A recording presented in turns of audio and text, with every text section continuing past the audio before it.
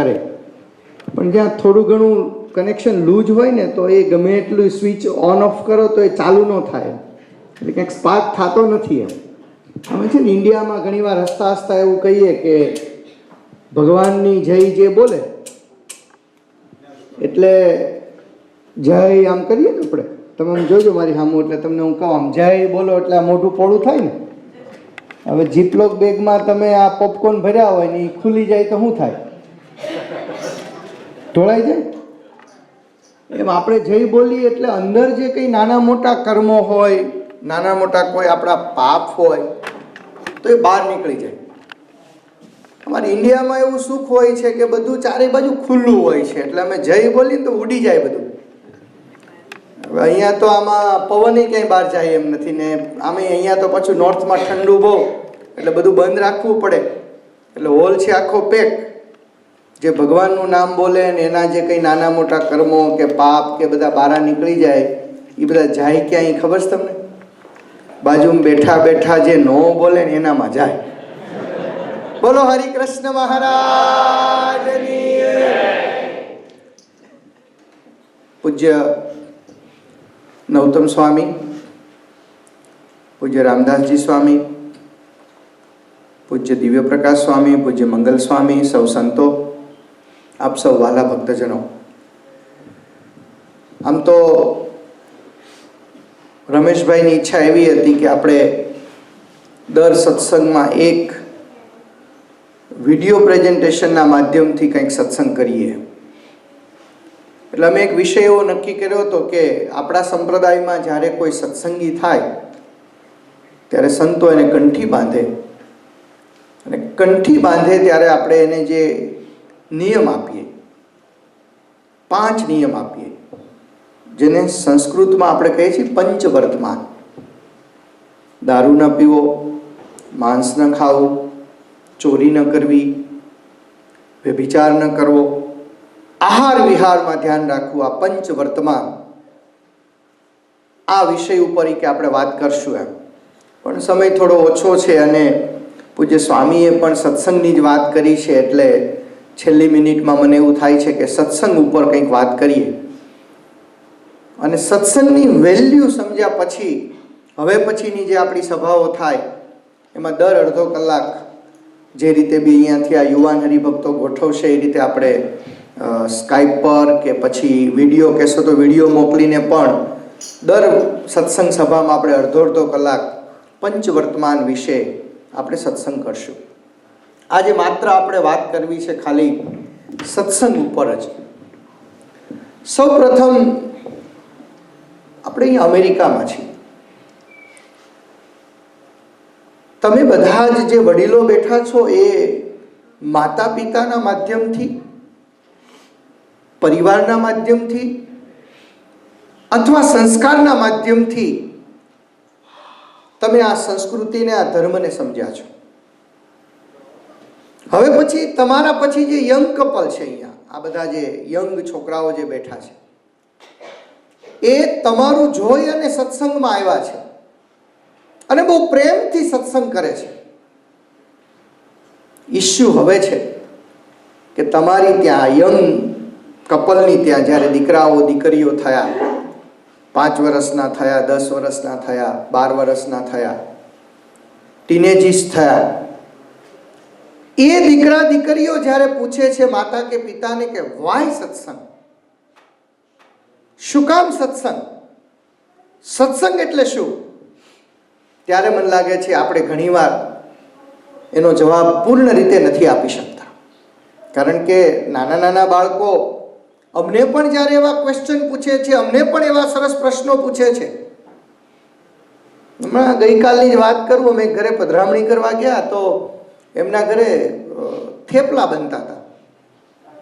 એટલે યંગ કપલની જ વાત હતી, એટલે જુવાન જે પેલા બેન હતા એ થેપલા બનાવતા હતા અને લોટ બાંધતા હતા. તો એ લોટ બાંધતા બાંધતા અંદર બધા આદુ ને મરચા ને અજમો ને આ બધું નાખ્યું, છેલ્લે એમાં તલ નાખ્યા. એટલે એની 9 વર્ષની દીકરીએ પૂછ્યું કે મમ્મી આમાં તલ શું કામ નાખે છે? હવે તે જ દિવસે અમે પધરામણી કરવા ગયા એટલે એમણે એમના પતિને કહ્યું, ને પતિ અમે હજી આજ મારે ઓરડે કર્યું ને ભગવાનની આરતી કરીને જ્યાં થોડીક વાર બેઠા એટલે એને તરત જ અમને સીધો સવાલ કર્યો કે સ્વામીજી, આ થેપલામાં તલ હું કામ નાખીએ છીએ?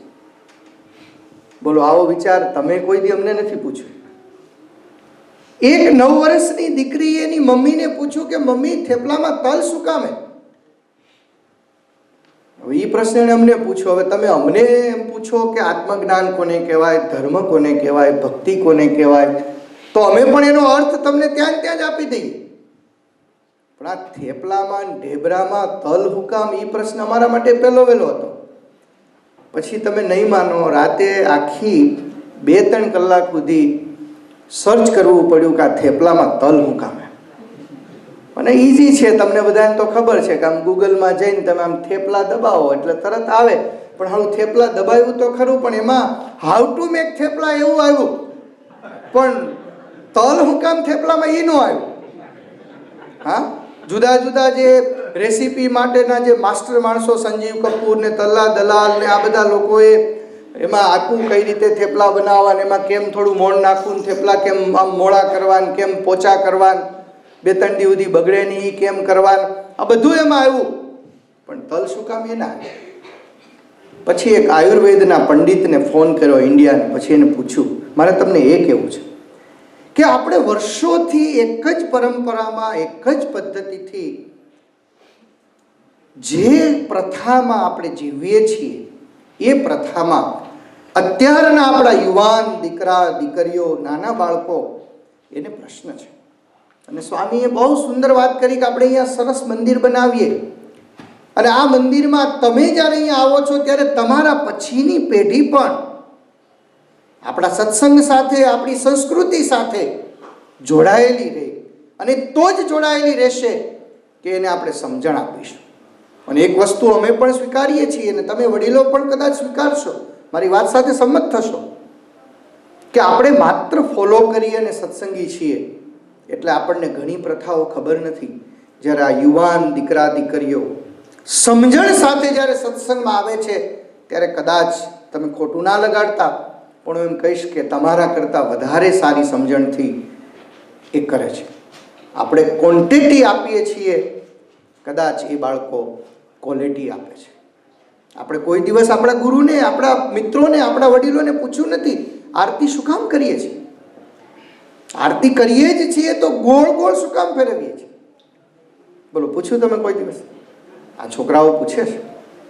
મંદિરે જઈએ છીએ, ભગવાનના મંદિરે પ્રદક્ષિણા કરીએ છીએ, શું કામ પ્રદક્ષિણા કરીએ છીએ? આવા અનેક પ્રશ્નો આપણા બાળકોના મનમાં છે, અને એ તમને પૂછે છે. કમનસીબ કહીએ કે દુર્ભાગ્ય કહીએ કે ખબર નહીં, આની એપ્રોપ્રિએટ માહિતી આપણી પાસે છે કે કેમ, અથવા આના રિસોર્સ આપણી પાસે છે કે કેમ, એક બહુ મોટો સવાલ છે. હવે હું વાત થેપલાની કાઢી જ છે, તમને કહી દઉં.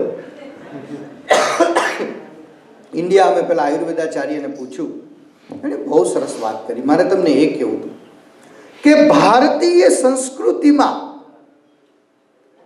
દરેક બાબતની પાછળ કંઈક ને કંઈક સાયન્સ છે. દરેક બાબતમાં આરતી કરીએ છીએ, પ્રદક્ષિણા કરીએ છીએ, પગે લાગીએ છીએ, મંદિરે જઈએ છીએ, પૂજા કરતી વખતે ધોતિયું પહેરીએ છીએ, આપણે જમણા હાથથી આપણે ખાઈએ છીએ. તમામે તમામ વસ્તુની પાછળ એકમાત્ર વિશ્વમાં જેટલા પણ ધર્મો છે એમાં એકમાત્ર આપણું હિન્દુઇઝમ એવું છે કે જે સાયન્સની સાથે જોડાયેલું છે. વિશ્વના ઘણા બધા ધર્મો છે, પણ સૌથી પુરાતનીય સનાતન ધર્મ, અને એમાંય ભગવાન સ્વામિનારાયણે સાયન્સની સાથે સાથે પ્રેક્ટિકલાલિટી આપણને આપી છે. ધર્મ તો ખરો જ, પણ પાછો પ્રેક્ટિકલ ધર્મ. એટલે આપણી ત્યાં એ થેપલા બનતા હોય ને એમાં આદુ મરચા નખાતા હોય ને અજમો નખાતો હોય ને તેલનું મોણ નખાતું હોય ને બધું સાચું, પણ આ તલ હું કામ નખાય? અને એ આયુર્વેદાચાર્ય એમ કહ્યું કે જ્યારે તમે થેપલા ખાઓ છો, અને એમાંય આપણે પાછા ગુજરાતી ને પેરિસમાં જઈને તો ભેગા થેપલા લઈને ફરવા જાય. હા, વેકેશનમાં આપણે જઈને તો ત્યાં અઠવાડિયું વેકેશન કરી આવીએ, અને ત્યાંથી આવીને 2 દી પાછા એ વેકેશનનો થાક ઉતારીએ. આપણી સિસ્ટમ છે, હોટલમાં જાય ત્યારે એવું કંઈક ભાઈ ફર્સ્ટ ક્લાસ ઘર જેવું ખાવાનું આપે, અને ઘરે પાછું ઘરવાળાને એવું કંઈક ફર્સ્ટ ક્લાસ હોટલ જેવું બનાવી કે. હા, આપણી એટલી જુદાગીરી છે. એમાંય વેકેશનમાં ગયા હોય એટલે ભલે બધું જ ત્યાં મળતું હોય, પણ જ્યાં સુધી થેપલા ભેગા ન હોય ત્યાં સુધી આપણી જાત્રા પૂરી ન થાય. સાચું ને રમેશભાઈ? એટલે તો હોય જ. અને એમાંય જ્યારે એક જ ટાઈમ ખાવાનું હોય ને બ્રેડ ઉપર આખો દી રહેવાનું હોય એટલે આપણે તો સેટ થાય જ નહીં. એટલે 4, 5, 7, 8 વધારે થેપલા ખવાના હોય.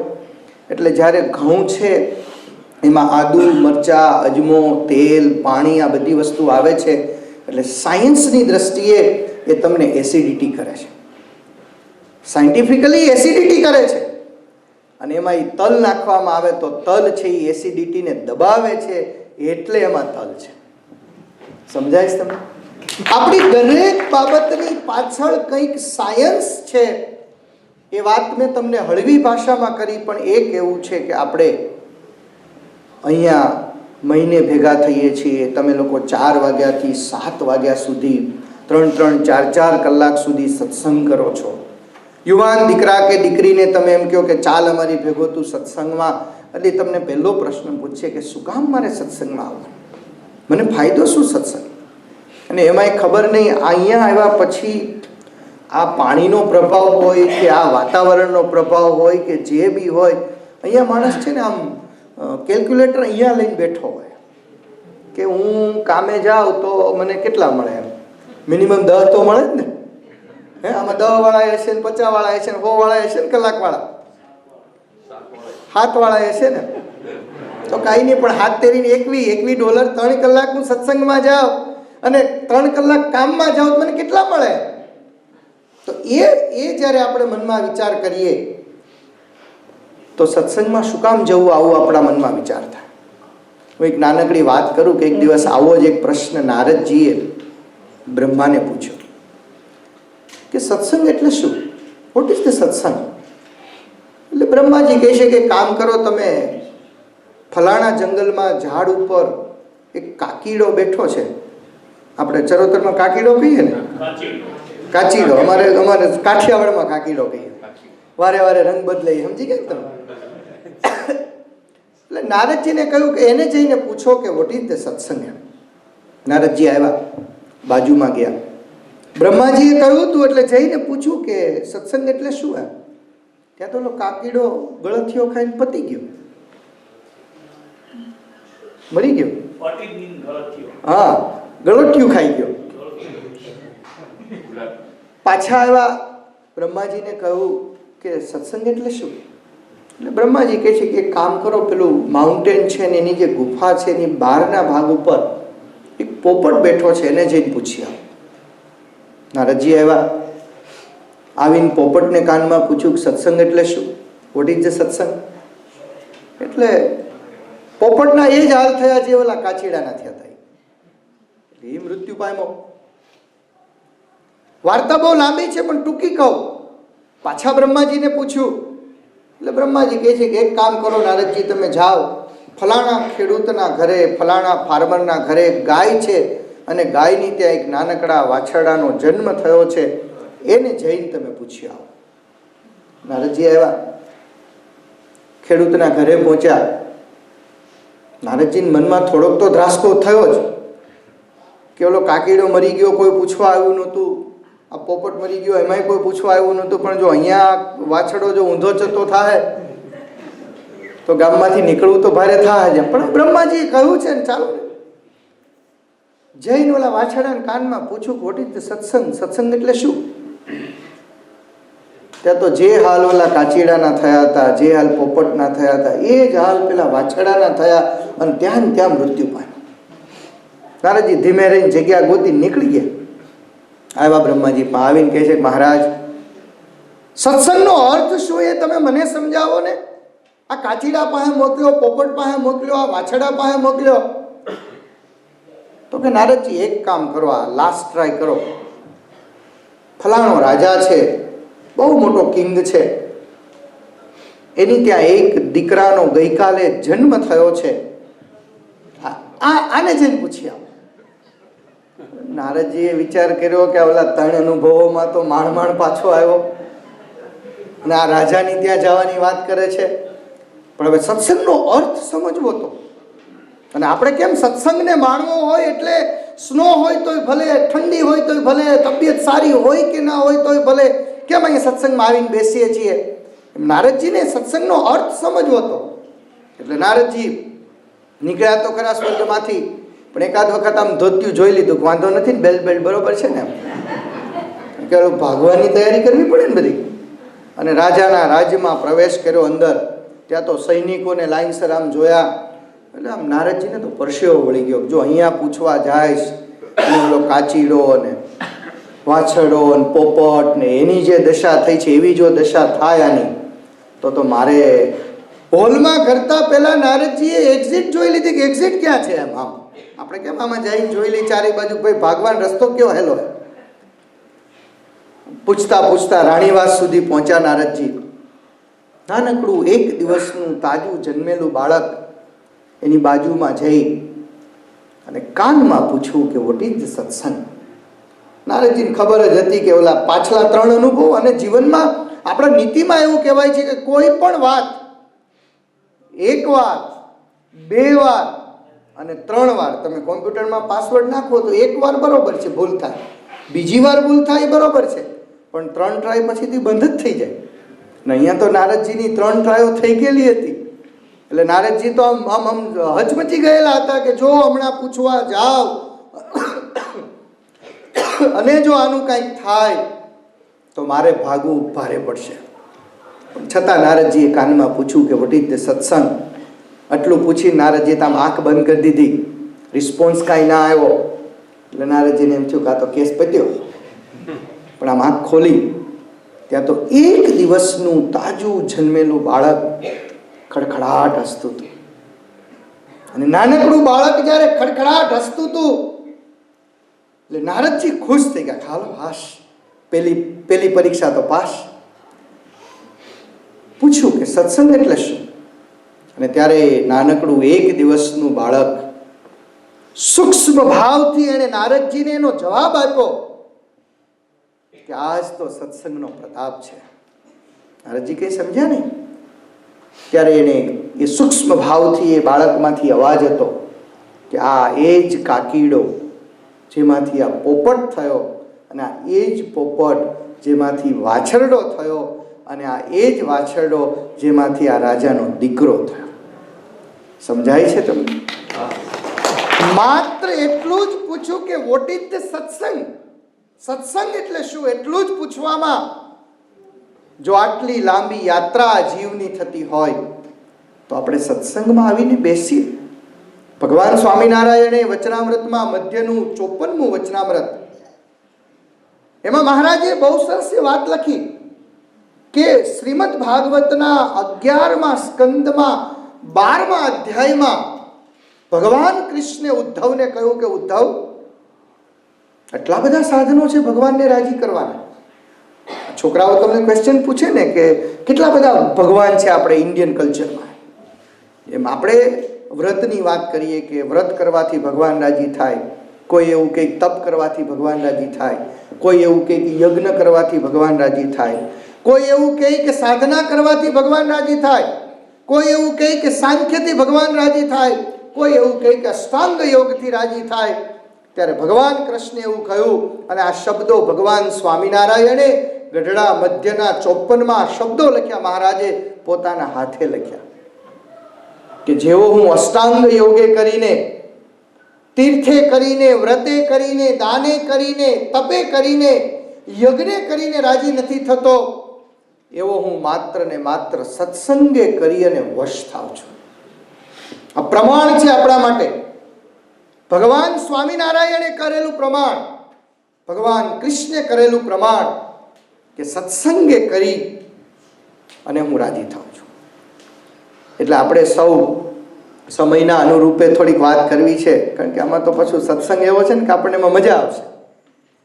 સત્સંગના 2-3 ફાયદાઓ કહું કે સત્સંગમાં આવવાથી શું. પહેલું વહેલું તો 3 વસ્તુ સત્સંગ શીખવાડશે. એસ્ટરડે ઇઝ હિસ્ટ્રી. નાનકડી વાત તમને કહું, ધ્યાન ઉપર રાખજો. એસ્ટરડે ઇઝ હિસ્ટ્રી. ગઈકાલ છે એ આપણો ભૂતકાળ છે. ટુમોરો ઇઝ મિસ્ટ્રી, સસ્પેન્સ છે, ખબર નથી આપણને. ટુડે ઇઝ ગિફ્ટ, અત્યારે જે છે. ગઈકાલની વાત ઇતિહાસ બની જશે, આવતીકાલ સસ્પેન્સ હશે, પણ અત્યારે જે આપણા હાથમાં છે એને જીવનમાં કેમ જીવવું, પછી એ તમારો વ્યવહાર માર્ગ હોય, પછી એ ધર્મ માર્ગ હોય, પછી એ તમારા સંબંધોનો માર્ગ હોય, એમાં કેમ જીવવું, સમજાય છે તમને? અને સૌ પ્રથમ આપણે અહીંયા યુએસમાં આવ્યા છીએ તો હું એમ કહું કે આપણા સંબંધોમાં પારંગત બની, આપણે એકબીજાના સંબંધોમાં પારંગત બની. આ સત્સંગ શીખવાડે છે. સ્વામીએ, નૌતમ સ્વામીએ કહ્યું ને કે જ્યાં સત્સંગ છે ત્યાં સન્મતિ છે, અને જ્યાં સન્મતિ છે ત્યાં સંપત્તિ પણ છે. એક પતિ પત્ની લગ્ન થયાના લગભગ 11 વર્ષ થયા. 11 વર્ષ પછી એકાદ દીકરાનો જન્મ થયો. દીકરો 2 વર્ષનો. સવારનો એક દિવસનો સમય, પતિ પોતે પોતાના કામ પર જવા માટેની ઉતાવળ હશે.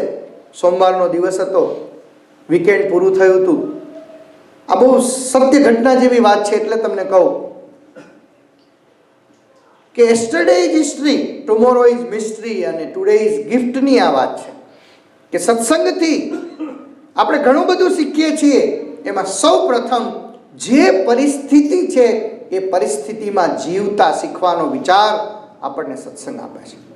શરૂઆતમાં આપણે બહુ ઉત્સાહી હોય, નવી નવી તમે ગાડી લાવો ને તો આમ એટલી બધી સરસ ગરાજમાં રાખી હોય ને, અહીંયા તો નથી તમારે, બાકી અમારે ત્યાં તો અમે છે ને 4-6 મહિના સુધી તો ઓલું ઢાંકવાનું લઈ આવીએ ને સરસ ઢાંકીએ ને, પણ જેવા 6-8 મહિના થયા ને પછી તો એ ગાડી ક્યાં પડી હોય કોને ખબર.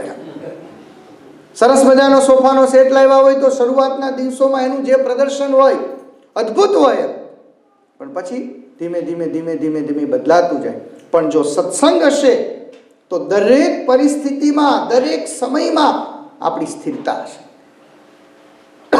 11 વર્ષ પછી દીકરો થાય. 2 વર્ષનો દીકરો સવારે તૈયાર થઈ નાસ્તો કરીને ભાઈ નીકળવા જાય. આમ વિચાર થયો કે ઓફિસે જવું છે, સાંજે વહેલું મોડું થશે, લાવ ને નાનકડા દીકરાનું સેજ મોઢું જોતો જાઓ. એટલે બેડરૂમમાં ગયો. પેલો ઘોડિયું હોય ને એમાં બાળક નાનકડું સૂતું હતું, એટલે એને પ્યારથી એને ચુંબન કર્યું. બાળકની આંખ બંધ હતી, આમ થોડું જોઈ લીધું ને આમ નીકળવા જાય ત્યાં દરવાજા પાસે એક ડબ્બો, એનું ઢાંકણું ખુલ્લું, અને એ ડબ્બામાં અંદર પેલી ફિનાઇલની ગોળીઓ ભરેલી. ફિનાઇલ ખબર છે ને, અને આ તો ઇન્ડિયાની વાત છે એટલે ત્યાં તો ઓલા કામવાળા બેને હવે ડબ્બો ક્યાં ખુલ્લો મૂકી દીધો એમને. અને હવેથી અમારે ત્યાં ફિનાઇલની જે ગોળીઓ આવે છે ને એ લાલ ને પીળી ને લીલી ને આવા બધા જુદા જુદા કલરવાળી આવે છે. ડબ્બો ખુલ્લો, ઢાંકણું બાજુમાં, પણ ઉતાવળ બહુ હતી. બહાર નીકળતા નીકળતા એણે પોતાની પત્નીને કિચનમાં અવાજ માર્યો કે સાંભળો છો? તો કે હા. તમારે અહીંયા હોત તો નામ બોલાવીને કીધું હોત.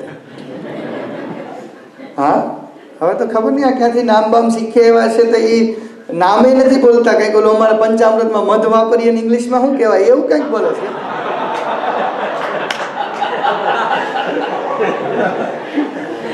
એટલે કીધું કે ઓલા રૂમમાં ઓલો ડબ્બો ફિનાઇલનો ખાલી ખુલ્લો પડ્યો છે, અંદર બધું ભર્યું છે, એને થોડો બંધ કરી દેજો કે. તો કે હા સાંભળ્યું. તોય છતાં પગથિયા ઉતરતા ઉતરતા ઉતરતા પાછું બીજી વાર કહેતા કે જોજો ભૂલતા નહીં, બંધ કરી દેજો ડબ્બો. આટલું કંઈ પોતે તો ઓફિસ પહોંચી ગયા. આ બાજુ બન્યું એવું કે 8-8:30 કે જે બી ટાઈમ થયો હશે પેલા છોકરાને ઉઠવાનો. બાળક ઉઠ્યું. 2 વર્ષનું બાળક ઘોડિયામાં 2 બાજુ હાથ કરીને સેજ ઊંચું થયું.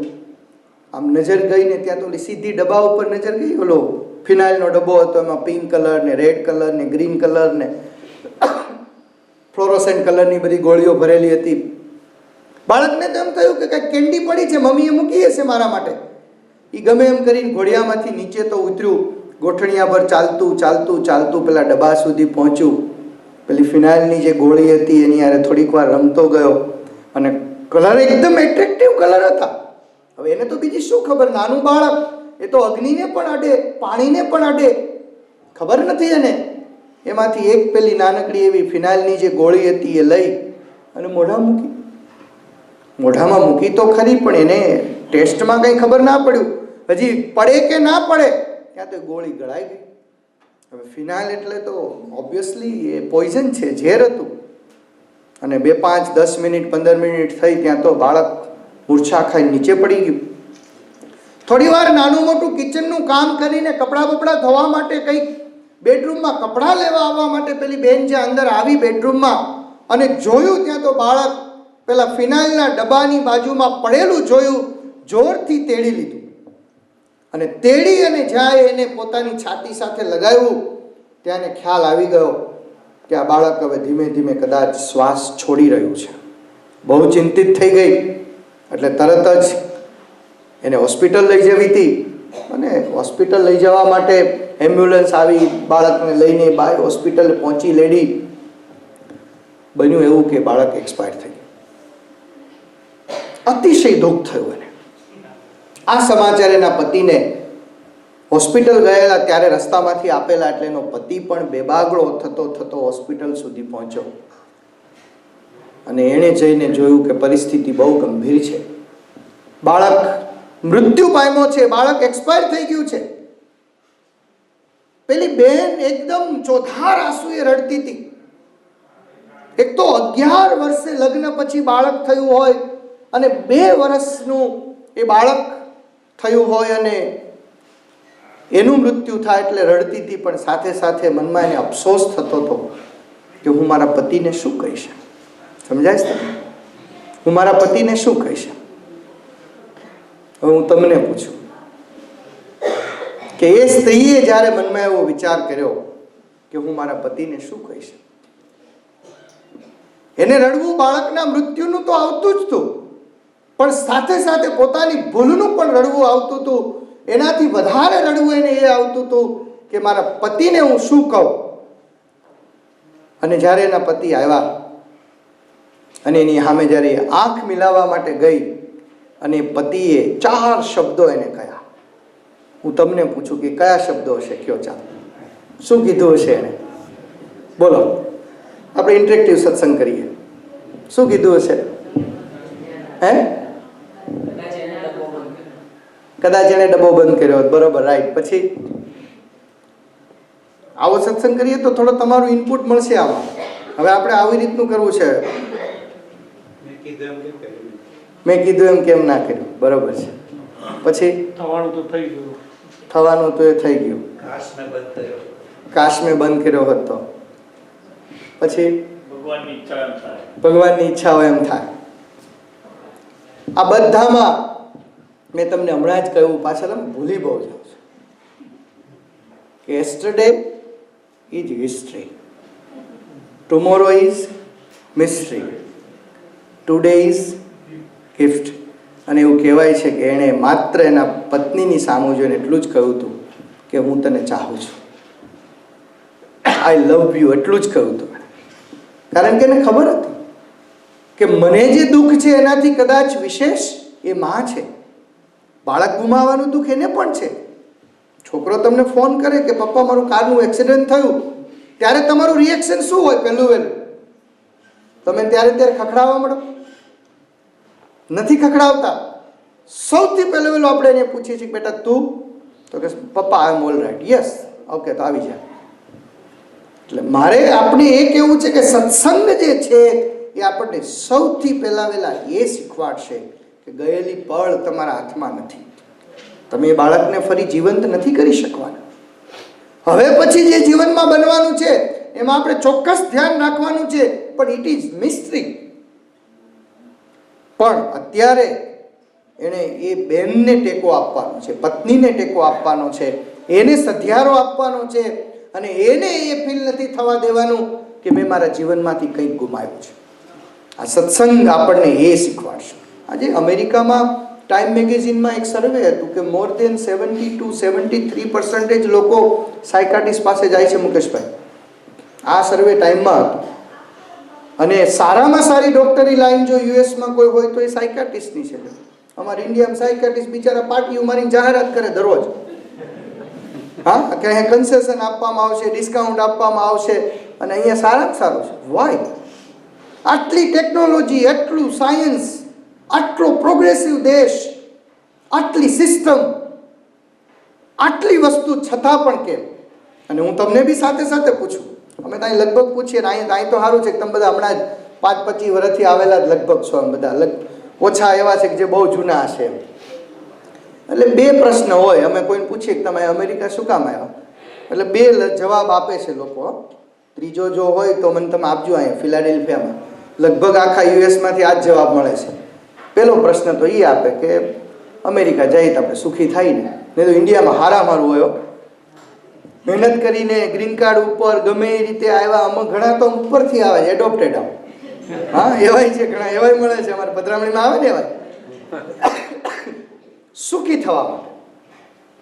બીજો જવાબ એ હોય છે કે છોકરાઓ સુખી થાય ને એટલે. આ 2 જવાબ હોય છે. ત્રીજો ખરો કોઈ? ખરો કોઈ? આપણે સુખી થવા માટે અને છોકરાઓ સુખી થાય. હવે હું તમને પાછો એ પૂછું, આંગળી ઊંચી નહીં કરતા, તમે જવાબ ન દેતા, તમારા મનમાં કહેજો કે આ 2 જે જવાબ તમે આપો છો એ છે ખરા તમારી પાસે? સુખી છો જે માટે તમે હૃદયથી ઈચ્છતા થઈ, અથવા જે છોકરાઓ માટે તમે અહીં આવ્યા હતા એ છોકરાઓ તમારી સાથે છે, અથવા તમે એનાથી ખુશ છો, અથવા એ તમારાથી ખુશ છે? આ પ્રશ્નનો જવાબ તમારે જ નક્કી કરવાનો છે, તમારે જ આપવાનો. પણ મારે એ કહેવું છે કે આનો જવાબ આપણને સત્સંગ આપશે. કારણ કે સુખની વ્યાખ્યા બદલાઈ ગઈ છે. સુખની વ્યાખ્યા બદલાઈ ગઈ છે. આપણે એને અનુભવવાનું છે. આપણે હવે તમે તો બધા એટલા બધા અનુભવી છો એટલે હું હસતા ઘણીવાર કહું કે આ છોકરાઓને તો ખબર નથી, બાકી તમે જે મિડલ એજમાં આપણે છીએ, આપણે તો ટપાલથી ટ્વિટર સુધીના યાત્રીઓ છીએ. આપણે ટપાલોય લખી છે ને અત્યારે ટ્વિટર ઉપર બ્લોગ લખવો હોય તો લખી શકીએ. એટલે ટપાલથી ટ્વિટર સુધીના આપણે યાત્રીઓ છીએ. પણ એનો અનુભવ જે સુખનો છે, ઘણીવાર આ મુકેશભાઈ છે કે કોઈ મોટા માણસો હોય તો એ ઇન્ડિયા જવાના હોય કે બહારગામ જવાના હોય તેને એડવાન્સમાં ટિકિટ બુક કરી હોય, અને બિઝનેસ ક્લાસમાં ટિકિટ બુક કરી હોય, ફર્સ્ટ ક્લાસમાં ટિકિટ બુક કરી હોય. કોઈએ ફોન કરીને વાત કરી હોય તો આપણે એને એવું કીધું હોય કે હા ભાઈ હું તો બિઝનેસ ક્લાસમાં જવાનો. એટલે આ મનથી આપણે પ્રસન્ન હોય કે ભાઈ હું બિઝનેસ ક્લાસમાં જવાનો. એનું એક આખું સ્ટેટસ જુદું હોય. એરપોર્ટ પર તમે જાઓ એટલે જેનું કાઉન્ટર હોય એના ઉપર આમ નાનકડી 3 ફૂટ કે 4 ફૂટની લાલ કાર્પેટ પાથરેલી હોય. એટલે આમ આપણે જઈએ ત્યારે આપણને એમ થાય કે આ તો બધી ઇકોનોમીવાળા, લાઈનવાળા. એમ હું કોઈથી ગયો નથી એટલે ખબર નથી, પણ આ દ્રશ્ય જોયું છે કે એક આખી સુટકેસ લઈને ત્યાં રેડ કાર્પેટ પર બી થોડીક વાર 4 ફૂટની રેડ કાર્પેટ પર બી જતો હોય અને એનું જે થોડું ઘણું દેખાતું હોય એનું ખાલી રીડિંગ કહું છું એમ. હવે એ બિચારો અહીંથી ઇન્ડિયા 3.5 લાખ રૂપિયાની કે 3 લાખ રૂપિયાની ટિકિટ બિઝનેસ ક્લાસમાં લઈને જાય, અને આપણે માત્ર ખાલી $1200 કે $1500 એટલે 70 કે 80 હજારની ટિકિટ લઈને જાય ઇકોનોમી ક્લાસમાં. પણ એ ઇકોનોમી ક્લાસમાં પ્લેન ખાલી હોય ને 4ની સીટમાં વચ્ચેના 4 દાંડિયા ઊંચા કરીને આપણે જે સૂતા હોય ને બેઠા હોય, એ આ બિઝનેસ ક્લાસ વાળાને એનું સુખ આવે? આવે? આપણે આમાંથી એ શીખવાનું છે કે જે પરિસ્થિતિ, to be live in present moment, કે આપણને આવા ભગવાન મળ્યા, આપણને આવા સંતો મળ્યા, આપણને આવો સત્સંગ મળ્યો, આપણને આવો સમાજ મળ્યો, આપણને આવા સગાવાલા મળ્યા, આપણને આવો પરિવાર મળ્યો, આપણને આવા બાળકો મળ્યા, એમાંથી વિશેષ ને વિશેષ સુખ કેમ મેળવી શકીએ? ભગવાન શિવજીના ઘરમાં ભગવાન શિવ પોતે, માતાજી પોતે, ભગવાન શિવના ઘરની અંદરના આખા પરિવારના દરેક પાત્રોના દર્શન તો તમે કરો. ઘરમાં જો માતાજીનું વાહન શું? માતાજીનું વાહન શું? સિંહ છે. શિવજીનું વાહન શું? પોઠિયો. ગણેશ એમના દીકરા, ગણેશનું વાહન ઉંદર. કાર્તિક સ્વામી એમના દીકરા, એમનું વાહન મોર. હવે આ બધાના ખોરાક પાછા શિવજીના ગળાનો શણગાર પાછો હાપ. હવે તમે વિચાર કરો, સિંહ અને પોઠિયો ભેગા રહે, હાપ અને ઉંદરડો ભેગા રહે, અને એ ઉંદરડો પાછો ગણેશજીને જે થાળ લાડવાનો ધરાવવામાં આવે, આપણા ઘરમાં લાડવો બનાવ્યો હોય તો ઉંદરથી રક્ષા કરીએ લાડવાની, એની જગ્યાએ એ ઉંદર અને લાડવો બે ભેગા રહીને કાંઈ ડખો ન થાય. અને સૌથી હાઈએસ્ટ વર્લ્ડમાં પૂજાતું પરિવાર હોય તો માત્ર ભગવાન શિવજીનો જ લે. હા, અને અમેરિકન ભાષામાં, ઇકોનોમી કોમર્સની ભાષામાં કહું તો સૌથી હાઈએસ્ટ કમાતો પરિવાર હોય ભગવાન શિવજીનો લે. કેમ? સત્સંગમાંથી કે જે પરિસ્થિતિ પ્રાપ્ત થઈ છે. ભગવાન સ્વામિનારાયણે કહ્યું કે જે પરમાત્માની ઈચ્છા હોય, મારી મરજી વિના કોઈથી તરણું નવ તૂટે, એમ મુને જાણજો રે મારા આશ્રિત સૌ નરના. આપણે આ વર્ષોથી આ ગાને ગાઈએ છીએ. તો જ્યારે આપણા જીવનમાં પરિસ્થિતિ આવે ત્યારે પરિસ્થિતિનો સ્વીકાર કેમ ન થાય? છેલ્લી વાત કરીને મારી વાત પૂરી કરું. એક રાજાએ એક મહાન ગુરુજીની પાસે જઈને એવું પૂછ્યું કે ગુરુજી, મને એક એવી શીખ આપો, એવી એક મોટામાં મોટો મને એક સલાહ આપો, એક મોટામાં મોટો મને એક એવો ઉપદેશ આપો કે મને સુખમાં અને દુઃખમાં કાયમ કામ આવે. એટલે ગુરુજી બહુ મહાન હતા, સંત બહુ મહાન હતા. એક નાનકડી ચિઠ્ઠીમાં 4 અક્ષર લખી અને એને ગોળ વાળી કંઠીમાં માદળિયું બનાવીને એને પહેરાવી દીધું. આપણે પેલું હનુમાનજી મહારાજનું માદળિયું પહેરીએ ને, માદળિયું બનાવીને પહેરાવી દીધું. રાજા હતો, બહુ મહાન હતો. સંજોગો જીવનના બદલાયા. બીજા રાજાએ ચડામણી કરી, વોર થયું, યુદ્ધ થયું. પરિસ્થિતિ એ આવી કે 3 કે 4 સૈનિકોની સાથે, સોલ્જરની સાથે છેલ્લે જંગલમાં શરીર લોહી લુહાણ થઈ ગયેલું, હાથ બાથ બધા જ ઇન્જર્ડ થયેલા, અને પોતે આમ ઝાડના થડ ઉપર બિચારો લોહી લુહાણ સ્થિતિમાં પડ્યો હતો. સામે 3-5 પોતાના સૈનિકો હતા. અને એ જ વખતે એની નજર નીચે ગઈ એટલે એણે પેલી કંઠી જે ગળામાં હતી ને, એ કંઠીમાંથી પેલું માદળિયું હતું એ ખોલ્યું અને અંદરથી એણે 4 શબ્દો વાંચ્યા કે આ સમય પણ પસાર થઈ જશે. સમજાય છે તમને? આ સમય પણ પસાર થઈ જશે. અને એના મનમાં એક હિંમત આવી, વાહ, રાત્રિર ગમિષ્યતિ ભવિષ્યતિ સુપ્રભાતમ. રાત પડે એટલે શું? સવાર નહીં પડે? સવાર પડે જ. 5, 7, 8 કલાકની રાત્રિ જેવી પૂરી થાય એટલે સવારમાં સુંદર મજાના સોનેરી સૂર્યના કિરણો ઉગે અને આશાના નવા કિરણો સાથે, એક નવા ઉત્સાહની સાથે, નવા વિચારની સાથે, એક નવી દ્રષ્ટિની સાથે આપણા જીવનની ફરી આપણે શરૂઆત કરીએ. અને રાજાના મનમાં હિંમત આવી, વાહ, આ સમય પણ ચાલ્યો જવાનો છે, આવો સમય થોડો કાયમ રહેવાનો છે. અને ફરી એણે પોતાના 4-5 સૈનિકોને સાથે લઈ ધીમે રહીને બેઠો થયો. પોતાની હિંમતને એકઠી કરી, પોતાના વિચારોને મક્કમ કર્યા અને ફરી પાછું યુદ્ધ થયું. અને પરિણામ એ આવ્યું કે યુદ્ધમાં પોતાનું રાજ્ય પોતે પાછું મેળવી લીધું. ખૂબ સુખી થયા, ખૂબ સંપત્તિ ભેગી કરી. મહાન રાજા તરીકે પ્રસિદ્ધ થતા થતા પ્રજાને પણ સુખી કરી. અને પોતાના સોનાના પલંગ ઉપર બેઠો હતો ત્યારે એને ફરી વિચાર આવ્યો કે મેં પેલા સંતને એવું પૂછ્યું હતું કે સુખમાં અને દુઃખમાં કાયમ કામ આવે એવો કોઈક ઉપદેશ આપો. અને એણે મને 2 ચિઠ્ઠી લખીને આ માદળિયામાં આપી હતી. એક ચિઠ્ઠી તો મેં વાંચી, હવે બીજી ચિઠ્ઠી ખોલું અને માદળિયું ખોલી અંદરથી બીજી ચિઠ્ઠી ખોલી અને વાંચ્યું તો એમાં એ જ લખેલું હતું કે આ સમય પણ પાસ થઈ જશે. સમજાય છે? સુખનો સમય પણ પાસ થઈ જશે અને તું જાગી જા. અને એમ કહેવાય છે કે એ માણસ ત્યાં બેઠો થઈ ગયો અને એને જીવનનો અર્થ જાગ્યો. इतनी देरी हो गई, इतनी देरी हो गई, अभी तक दिया नहीं जलाया. કોઈક આવીને આપણને એમ કે इतनी देरी हो गई, अभी तक दिया नहीं जलाया. એટલે આપણને એમ થાય કે આપણે તો શું વિચારી કે અંધારું થઈ ગયું, દીવો નહીં પ્રગટાયો હોય. પણ એક હિમાલયન એકેડમીના સંત રામદાસ, આપણા રામદાસ સ્વામી છે ને એવા જ સંત રામદાસ, એને લાઈટ થઈ ગઈ. એ ક્યાં? અરે દોસ્ત, इतनी देरी हो गई, अभी तक दिया नहीं जलाया. અને એમ કહેવાય છે કે ત્યાંથી ઊભા થઈ ગયા અને નીકળી ગયા અને હિમાલયના મહાન સંત સ્વામી રામદાસ બની ગયા કે મારી ઉંમર એટલી વહી ગઈ, મારું જીવન એટલું વહી ગયું અને હજી સુધી મેં મારો આત્માનો દીવો ના પ્રગટાયો. ઇટ ઇઝ ધ સત્સંગ. આ સત્સંગ છે. અને આ સત્સંગથી આપણા જીવનમાં આપણે કંઈક મેળવવાનું છે. આ બધી સ્લાઇડો છે ને, એ આપણે એમાં વાત કરવા જાત તો થોડું લાંબુ થાય એવું હતું, એટલે પછી એ ન કર્યું. પણ મારે તમને એ કહેવું છે કે હવે અમારા બધા અહીંયા આગેવાન હરિભક્તો બેઠા છે અને દર વર્ષે આપણે ત્યાં બહુ સુંદર શિબિરનું આયોજન થાય છે. પૂજ્ય નવતમ સ્વામીએ હમણાં જ મેં કહ્યું એમ કે અહીંયા નરસંડા પ્રતિષ્ઠા કરી ત્યારે એમણે એક દિવસ આ ટાઈપનો સત્સંગ રાખ્યો હતો. અને સંપ્રદાયના 5 સંતો, યુવાન સંતો પાસે આજે 5 જે વિષયો છે એ વિષયો ઉપર એમણે આવું પ્રેઝન્ટેશન કરાવડાવ્યું. હવે એ જ વસ્તુને જુદી રીતે આપણે આપણા યુવાનો સામે, બાળકો સામે આપણે મૂકવી પડશે. અમે પહેલાં એક દ્રષ્ટાંત આપતા કે એક ભાભા બિચારા મરવા પડ્યા, એટલે એને એમ થયું કે લાવીને આ 4-5 મારા દીકરાઓ છે તેને ઉપદેશ આપું કે ભાઈ યુનિટીમાં રહેજો. એટલે હવે જૂનો જમાનો, મૃત્યુ પામેલા, મૃત્યુ સુધી પહોંચેલા દાદા છોકરાઓને બોલાવ્યા. આજુબાજુમાં તો હોય શું એ જમાનામાં, એક લાકડી જોઈ, એટલે લાકડી બાજુમાં લઈને આમ ભાંગી અને કીધું જો ભાંગી ગઈ, તો કે હા. 5 લાકડી ભેગી કરી, પછી કીધું જો આ ભાંગે, તો કે ના, નો ભાંગે.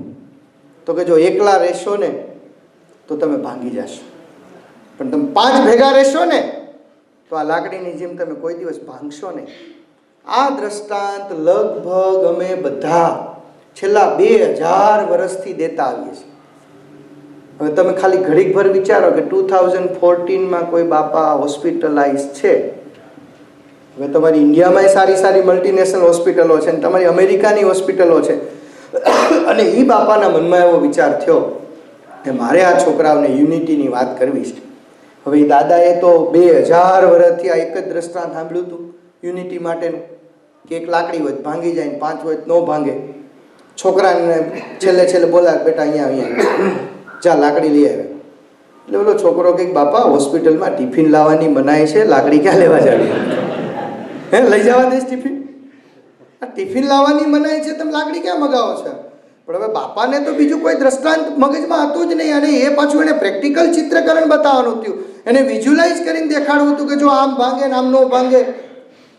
છોકરાને કે ગમે એમ કરો, લાકડી લઈ આવો. પણ બાપા અહીંયા ન લવાય, અહીંયા નથી લાવવા દેતા હોસ્પિટલવાળા, એનોય ટાઈમ હોય છે, એના માટે કંઈક વસ્તુ હોય છે, કેટલું બધું સિક્યુરિટીનું ચેકિંગ થતું હોય છે. તો કે નહીં, તું ગમે એમ કર, લાકડી લઈ જા. છોકરાને વિચાર થયો કે બાપાએ આખી જિંદગી કાંઈ નથી માગ્યું, છેલ્લે હવે લાકડી માગતા હોય, લાકડી ટેકે વળી બાપાને કંઈક ઊભું થઈને થોડેક હાલવું હશે, એટલે ગમે એમ કરીને સિક્યુરિટીને સમજાવીને જે બી કાંઈ 2 રૂપિયા 5 રૂપિયા દઈને લાકડી લઈ આવ્યો. હવે અત્યારે આ છોકરાને લાકડી લેવા તમે મોકલો એટલે હોમ ડિપોમાં લાકડી લેવા જાય, બરાબર? એ મળે કેવી? વેલ ફર્નિશ મળે, પોલિશ કરેલી, વાર્નિશ કરેલી મળે, અને એ એકદમ જાડી પેલી અમારે ગુજરાતી ભાષામાં કહીને ડંગોરા જેવી મળે. હવે એ લાકડી લઈને છોકરો દોડતો હોસ્પિટલમાં પહોંચ્યો, તો લ્યો બાપા લાકડી લ્યો. બાપાએ હાથમાં લીધી તો ખરી, પણ પછી હવે બાપાને તો ઓલી લાકડી મગજમાં હતી ને આ તો ડંગોરો આવ્યો. હવે ઓલી તો 5 ભેગી કરો નો ભાંગે, આ એકેય નો ભાંગે. ભાંગવી કેમ? પણ હવે વિઝ્યુલાઇઝ જ કરવું તું, ગમે એમ કરીને સમજાવવું જ તું, ભાઈ નહીં હું આ સમજ્યો છું, તારે આમ જ કરવાનું છે. એટલે ઓલા છોકરાને કે હાલ ભાંગે. એટલે ઓલા છોકરે બિચારા મચ્છો કરો, પણ એ કાંઈ આમ હાથથી ભાંગે. એટલે પછી છોકરે થોડી તાકાત કરીને આમ ગોઠણથી આમ ભાંગવા ગયો, પણ ગોઠણ ભાંગ્યો, લાકડી નો ભાંગ્યો. હવે એક નથી ભાંગતી હતી, 5 ભેગી થઈને ક્યાંથી ભાંગે? સમજાય છે? મારે તમને એ કહેવું છે કે 2014માં આપણે આપણા દ્રષ્ટાંતો, આપણે આપણા એક્ઝામ્પલો, આપણે આપણી પદ્ધતિઓ એને બદલાવી અને આ યુવાન બાળકોને આ સત્સંગની સાથે આપણે જોડવાના છે. એમને સાયન્સની સાથે આ ધર્મનો શું રિલેશન છે? અને આપણે અત્યાર સુધી એવું કહીએ છીએ કે જે વસ્તુ હજી સાયન્સ એમાં પાપાને પગલી કરે છે, પાપા પગલી કરે છે, ત્યાં આપણો સત્સંગ જે છે, આપણો જે અધર્મ જે છે એ ત્યાં સુધી પહોંચી ગયો છે. તો એ વસ્તુને આપણે સમજાવવા માટે આવા કંઈ કોન્સેપ્ટથી બાળકોને સત્સંગ કરાવીએ, આવા કંઈ કોન્સેપ્ટથી બાળકોના પ્રશ્નોના જવાબો આપણે આપીએ, અને આવા કંઈક પ્રશ્નોથી ભગવાન સ્વામિનારાયણે આજથી 200 વર્ષ પહેલાં જે વસ્તુ બતાવી એ સંતોને પ્રેક્ટિકલી મોકલીને કરાવડાવી છે. તો આપણે સૌ આવો સરસ સત્સંગનો લાભ લઈએ. ફરી તમને બધાને આવા દિવ્ય સંતોનો કાયમ લાભ મળતો રહે છે. ભલે નાનકડા પણ બધા જ તમે ભેગા થઈને આટલો સરસ સત્સંગ કરો છો. ભગવાન તમને બધાને ખૂબ સુખી રાખે. ખૂબ વિશેષ સત્સંગનો કથા વાર્તાનો લાભ તમે સૌ કાયમ માટે લેતા રહો, એટલી પ્રાર્થના સાથે વિરમું છું. જય સ્વામિનારાયણ.